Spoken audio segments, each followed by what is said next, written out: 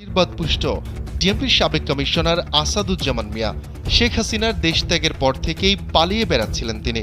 সবার চোখ ফাঁকি দিতে গাল ভর্তি দাঁড়িয়ে রেখেছিলেন একসময়ের প্রভাবশালী এই পুলিশ কর্মকর্তা, কিন্তু শেষ রক্ষা।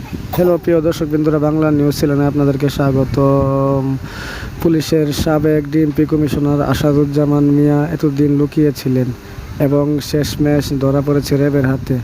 উনি দাড়ি রেখে পোশাক পাল্টিয়ে অনেক ভদ্র সেজেছিলেন, তাও শেষ রক্ষা হলো না।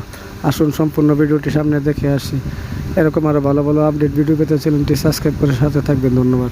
গাল ভর্তি দাঁড়িয়ে রেখেছিলেন একসময়ের প্রভাবশালী এই পুলিশ কর্মকর্তা, কিন্তু শেষ রক্ষা আর হলো না, ধরা পড়তে হলো র্যাবের জালে। জানা গেছে ডিএমপির সাবেক কমিশনার আসাদুজ্জামান মিয়াকে বুধবার মধ্যরাতে রাজধানীর মহাখালী ফ্লাইওভার থেকে গ্রেফতার করা হয়। র্যাবের মুখপাত্র লেফটেন্যান্ট কর্নেল মুনিম ফেরদৌস এই তথ্য নিশ্চিত করেছেন। র্যাবের এই মুখপাত্র বলেন, র্যাব ৩-এর একটি দলের হাতে গ্রেফতার হন সাবেক এই পুলিশ কর্মকর্তা।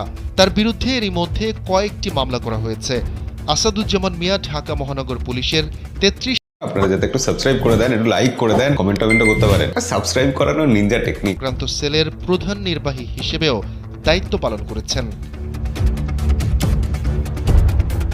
জানা গেছে খিলগাঁও থানা ছাত্রদলের সাবেক সাধারণ সম্পাদক নুরুজ্জামান জনি হত্যা মামলায় গ্রেফতার দেখানো হয় আসাদুজ্জামান মিয়াকে।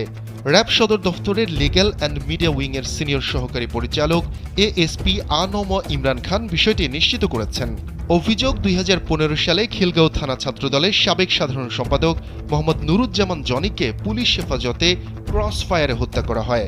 এই ঘটনায় নিহত জনির বাবা ইয়াকুব আলী বাদী হয়ে রাজধানীর খিলগাঁও থানায় একটি হত্যা মামলা করেন, যেখানে ডিএমপির তৎকালীন পুলিশ কমিশনার আসাদুজ্জামান মিয়া সহ ৬২ জনকে আসামি করা হয়।